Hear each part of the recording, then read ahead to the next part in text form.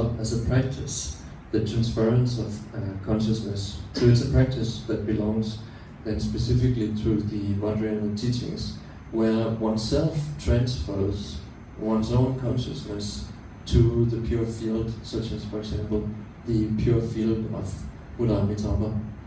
or otherwise where others do it for oneself, or again through a combination of one's own training in ejecting the consciousness, transferring it to the pure field, and the efforts of others, like one's spiritual master and Dharma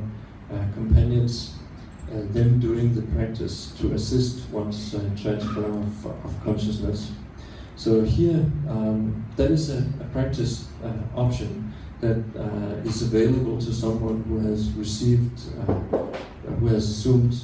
the vows of individual liberation, like the lay vow, for example, of a Buddhist practitioner, and then furthermore has taken the Bodhisattva commitments for the training in the Mahayana, and as well been initiated in the practices of Vajrayana and received the Samaya commitments. So such a person, for such a person who may have been introduced to the nature of mind, but not having any real familiarity with the recognition of the natural state of the mind, such a person who, although having great faith in and confidence about the development stage and the completion stage, nevertheless is not so familiar with the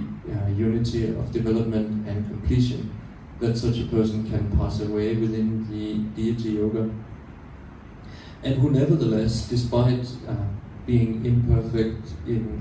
despite being somewhat weak in terms of the recognition of the natural state, and despite being somewhat weak in